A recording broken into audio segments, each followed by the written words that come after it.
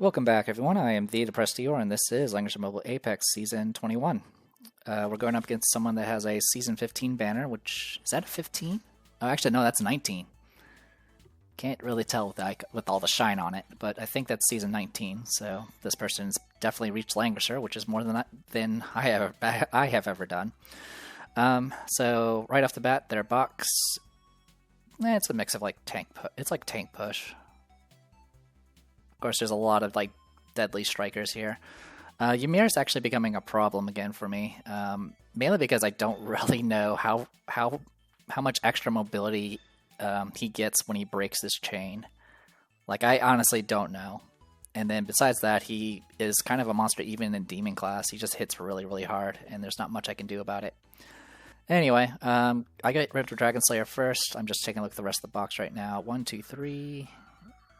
3 primary healers.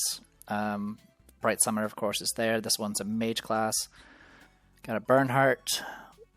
And then the rest of it is mostly just a lot of single target, though you can do some AoE in a pinch. Alright. No Risen Seal, surprisingly.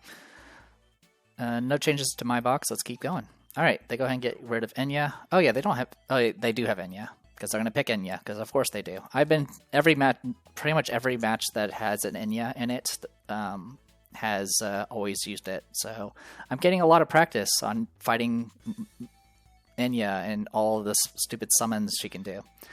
In any case, let's go ahead and keep going. They banned my Enya. Yep, already mentioned that. Get rid of Aurelia, get rid of Ilya, grab Bright Summoner. They get rid of my Ilya, get rid of Christiane. I'm a little surprised they banned only one of my tanks. They take Christiane for their tank. Get rid of Ymir, get rid of Ysolde. And I go ahead and grab Lightbringer. It's been a while. They go ahead and ban 2 of my healers, leaving me with Liana and Risen Seal. They grab Eshian. So I go ahead and get rid of Sovereign of the Ice Abyss, get rid of the Awakened one, grab Liana. I didn't really want to deal with anything like being swapped or yanked around. Let's see, they go ahead and ban, looks like my Virelia and my Sovereign of the Ice Abyss. And they grab Bright Summoner. So I go ahead and ban Tiaras, go ahead and ban Celica. This does mean they have Liana, but out of all those options, I didn't want Tiaras because of a lot of passive healing, gets the extra bubble of health, and can potentially give attack blessing to people, which will make it a lot easier to just break the tank. Celica, of course, can do all that cooldown reduction and all that nonsense as well. So this was kind of the best option. I go ahead and grab Hibiscus, how you should pronounce it, Hibiscus.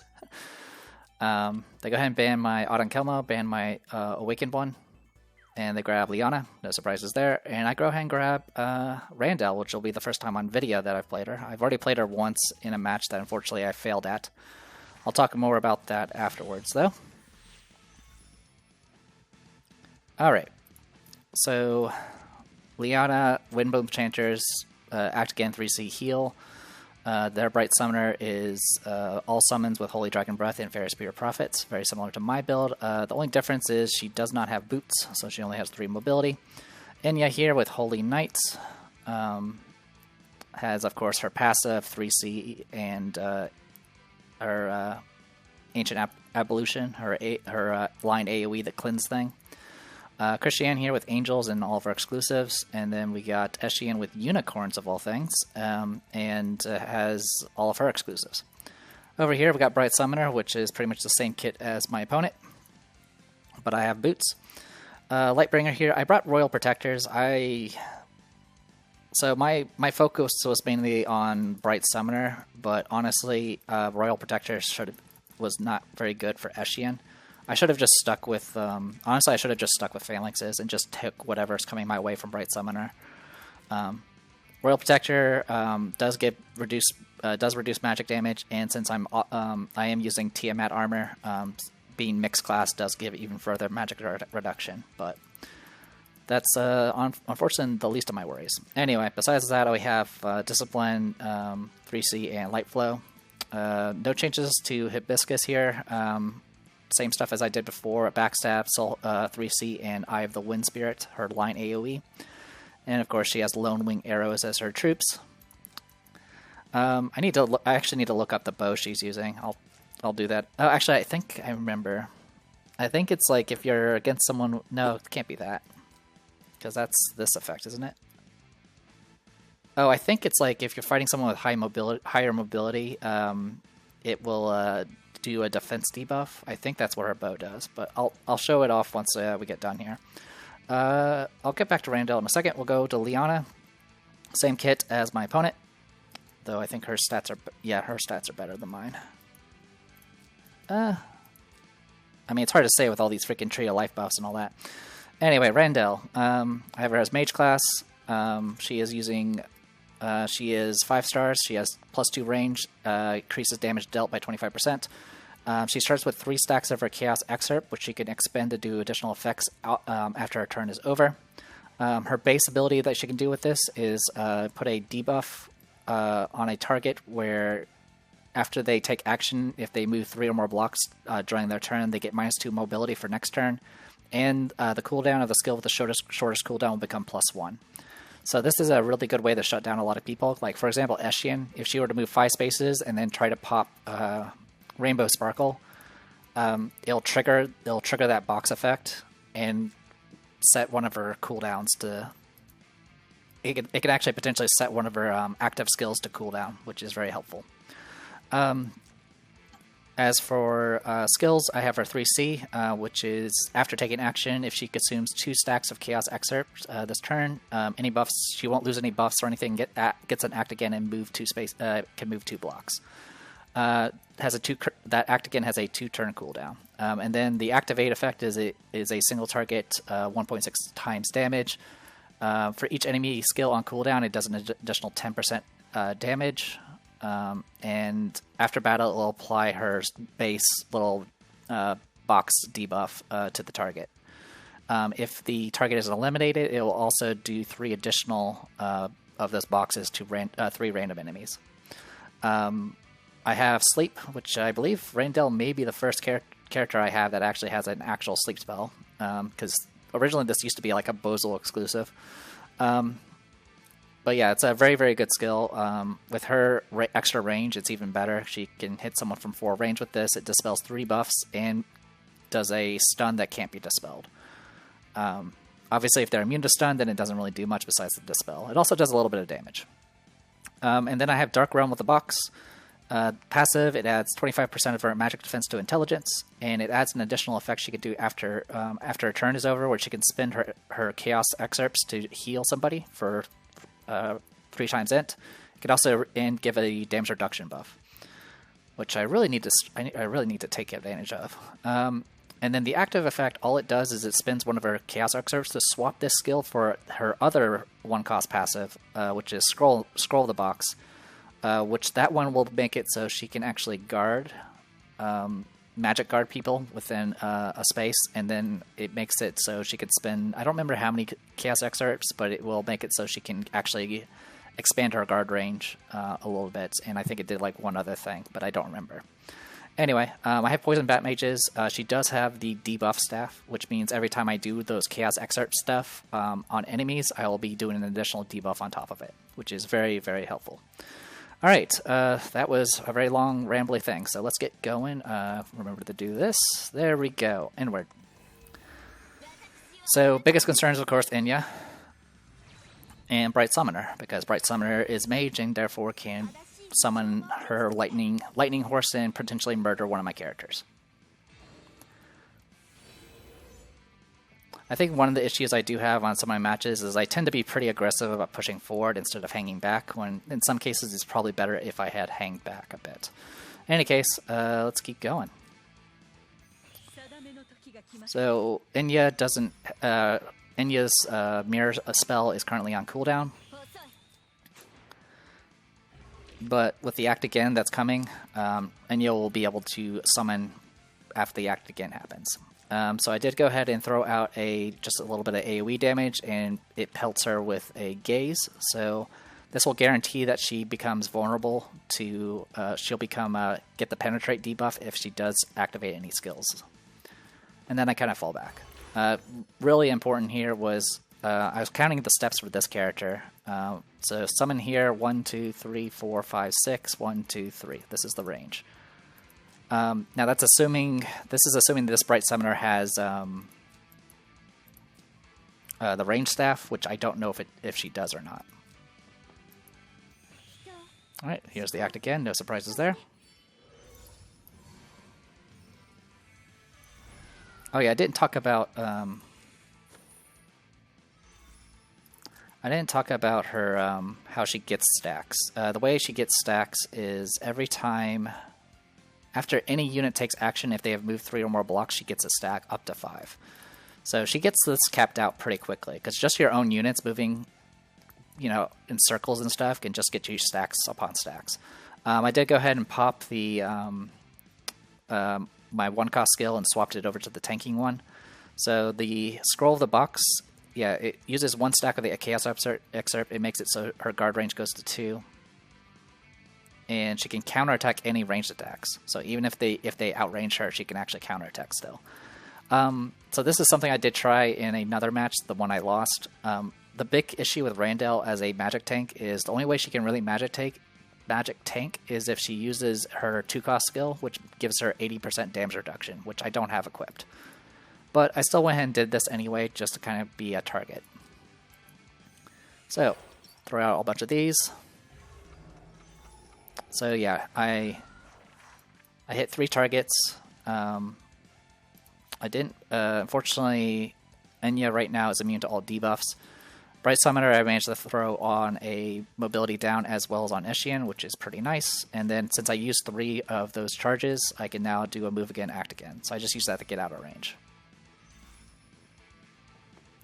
She does have the static induction hat, which makes it so I can make it so people can't be yanked around as much, but it only hits like 1 target. Alright, Summoning Bright Summoner has a copy. I'm going to get hit with Ancient Ablution, which does actually pretty good damage. And then the copy is just going to run up and do her summon, and unfortunately there's not much I can do about it.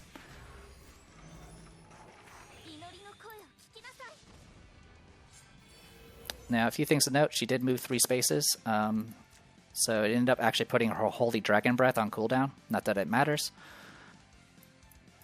And then over here, since she did do a skill while being gazed on, she now has Penetrate, which means now attacks from Hibiscus cannot be guarded. And this is important. This also does one additional effect, which is Hibiscus is passive for her 3C. Every enemy that has Penetrate gives her plus an additional 2 movement and additional 1 range up to 2 stacks. So her range for her 3C is now 5, which means I can actually hit Enya and kill her. So yeah, unfortunately, I'm going to lose Bright Summoner before I can even summon. So yeah, this is what makes Anya so difficult to deal with. It's not just the fact that she can summon, but it's the fact that she can immediately act again and that summon immediately acts. So what you can do is you can literally just kind of run up, throw out the summon, and then move away. And as long as you stay within the mirror, she's kind of good to go. And then it's just another body I have to deal with, which has pretty similar stats to the original. Alright, so I go ahead and do an act again on Hibiscus. I was a little concerned here, because I wasn't sure, because unfortunately Bright Summoner did get a Tenyo Breeze. She can get to here, summon here, 1, 2, 3, 4, 5, 6. So Hibiscus can be targeted. I don't know. I don't know if it will guarantee kill or not. Yeah, it's hard to say. But my opponent didn't actually do that. Instead, just moved 3 spaces, and I don't know why. Yeah, she only moved 3 spaces and then just did a regular contract summon. I don't know why. But this is out of range. I don't know if my opponent just made a mistake or not. Alright, so with that, I go ahead and just move up, and I just blast away from here. This will kill Enya. which will of course get rid of the mirror, which will also get rid of the mirror summon.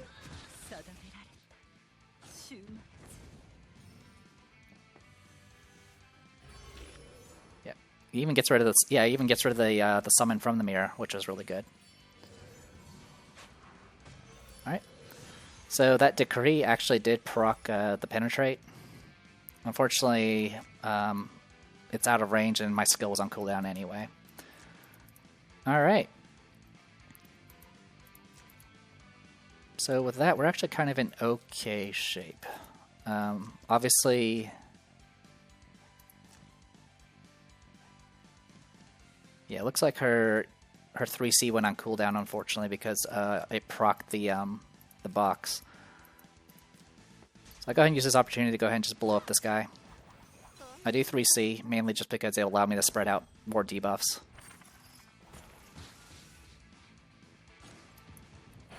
Yep, throws out the debuffs. And then I go ahead and throw out some more. So now that all of them got hit. Tank's pushing forward. Go ahead and use this opportunity to go ahead and pelt the Bright Summoner. So this AoE is not really for kills, it's mostly just to get those gazes off. That way if my opponent does try to do anything, it will switch this activate penetrate. Also, it's very convenient that the tank has angels, because flyers versus my archers.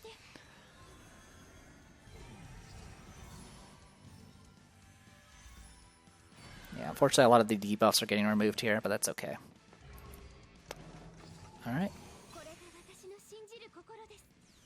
So, I don't know why my opponent moved forward. Actually, I do know why my opponent moved like this. I have to do an act again to get anything done here. Oh, actually, I don't have an act again, so my opponent can move forward safely, and then S21 can move in, and I potentially do an act again with dash. Thankfully, though, since Bright Summoner's been just moving around so much, it keeps proccing the box and making her stuff go on cooldown. Same thing for her. Triggers the penetrate, and everything she has is now on cooldown. So instead, just moves away. My opponent actually took a while to think of what to do next, because yeah, every time my opponent tried to set up, those boxes kept setting their attacks to cooldown. So this actually works really well. The breath attack obviously does some damage and it dispels one buff, but since she acted while gazed, or sorry, she did a skill while gazed, penetrate's now active. There are actually 2 active penetrates at this point, so I have +4 mobility and +2 unit range, which means I have 6 range on Soul Hunt Execution right now. So I go ahead and just move in and just take out Bright Summoner. So with this, all we have to worry about is S21. There is still kind of one little threat we need to deal with. My opponent has taken the center, and the mist is closing in. Also, the passive healing that's happening with Hibiscus is because I put the Leona's 3C on her, mainly just for the attack buff. Alright, so yeah, I'm going to get wrecked here.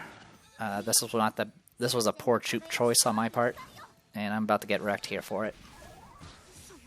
Yeah, if I was Phalanx, I probably would have survived. So, self-res. Throws out Decree so she can self-res. Unfortunately, Hibiscus is actually on cooldown since I used my 3C on a summon. But I'm okay with just doing some damage. And use this opportunity to just throw out more boxes. Gives me an act again. Fortunately, it's still not enough to actually kill, but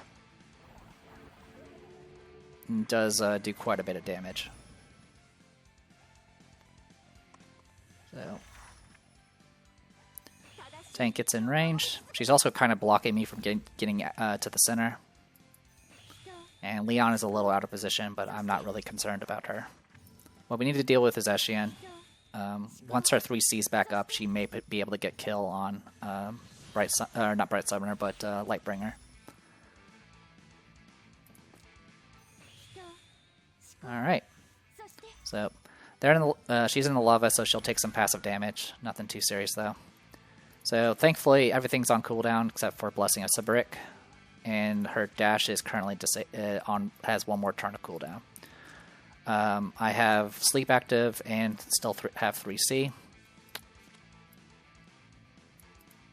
I think. So yeah, looking at this, she does have a butterfly. I actually missed this. I didn't realize she had a butterfly. If I had realized that, I wouldn't be trying to do sleep right now. Yeah, unfortunately the butterfly soaked the stun.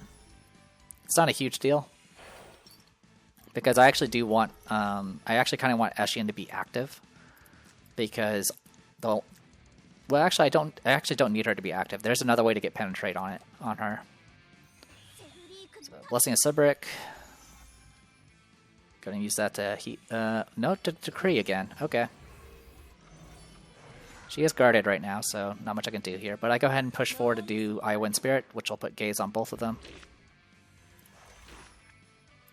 Alright. So one thing to note right now is I'm hoping that Christiane doesn't move forward. Obviously moving forward will put Liana out of guard range, so it's definitely probably not going to happen. But I have this, my plan right now is every time, at the start of every turn, or every new round, the Eye of the Wind Spirit will put a buff on 2 random allies that lasts for 1 turn, and it makes it so when a person with this buff takes an action, anyone within 2 blocks range of them that has Gaze will get penetrated, or get penetrate. So this is the other way to get penetrate active without relying on the opponent to do a skill. So Christiane stays in place, so I move forward, and I get penetrate on both of those characters since I got Gaze on them last round, or last action. So I go ahead and just use this opportunity to do an act again, which of course resets her cooldowns, and then just take out Eshian. The other thing to note about the 3C is if it hits a target that has penetrate, it disables self-reses. So Eshian couldn't self-res there. So trying to get away from the mist here. At this point, we kind of have control of everything. Christiane has Gaze, which means now she's going to get penetrate because she did a skill activation. And now I just need to get in a situation where I can get kill on Christiane. Since she has penetrate, as long as I can get a 3C off and get kill with it, it'll be enough to take her out. She does get first strike on counterattack, so I'm trying to attack with at 3 or 4 range to avoid that. Angels are very strong against magic, so this is not going to really do much. But I go ahead and use this opportunity to go ahead and just throw out some of this. Get some debuffs going. Get an act again, because I used a bunch of those stacks. Hit with 3C. Get rid of the angels at this point. I did get hit with some thorns, it looks like. Go ahead and do heal here. This is just so I can get the Windbloom Chanter proc, so it resets her cooldown. I disabled her self-res because she has penetrate active, and I'm pretty sure I can do 8,000 damage. And I certainly did.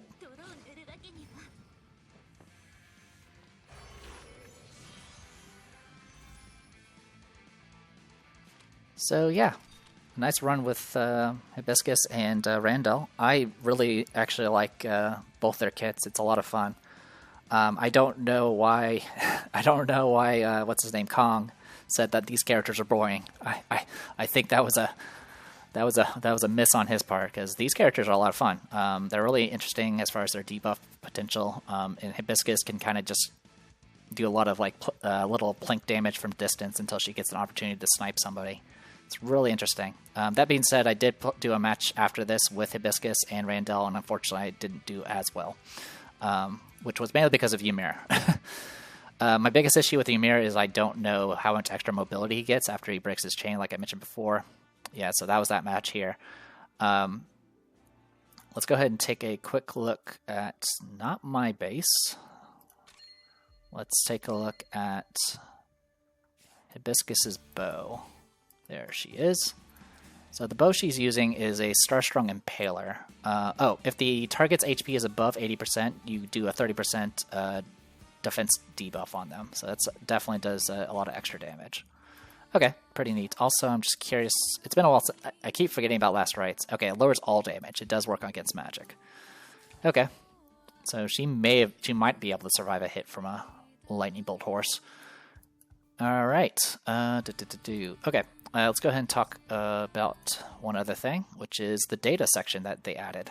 So now that I did show this in a previous video, but now that I'm officially Silver 1, by the way, I can actually look at additional data, which is pretty helpful. So I can look at the overview data for this season. Highest right now is Silver 1. I have 5 battles, 60% win rate, and these are the units I've used the most so far.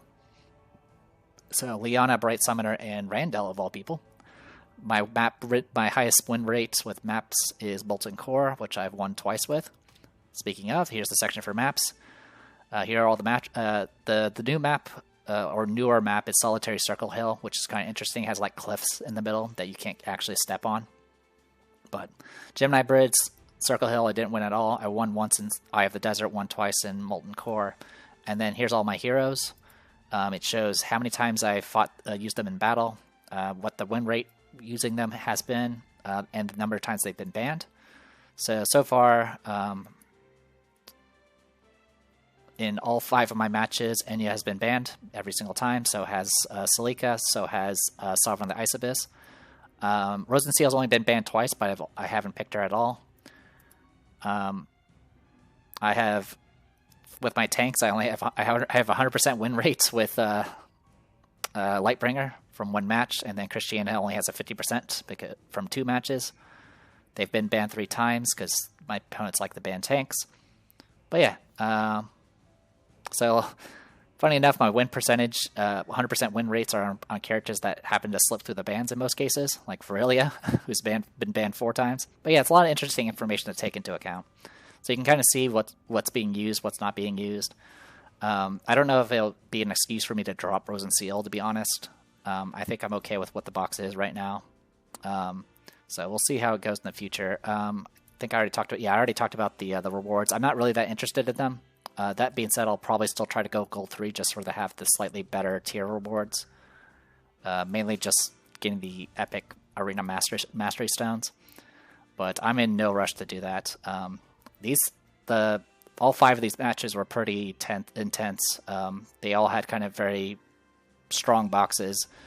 And even the matches I won, it was like 20-plus minute matches, just simply because I had to figure out what I was going to do in a lot of them. Which is both a good thing and a bad thing. I do kind of want to have at least a few easy wins just to balance it out a little bit, but it is what it is.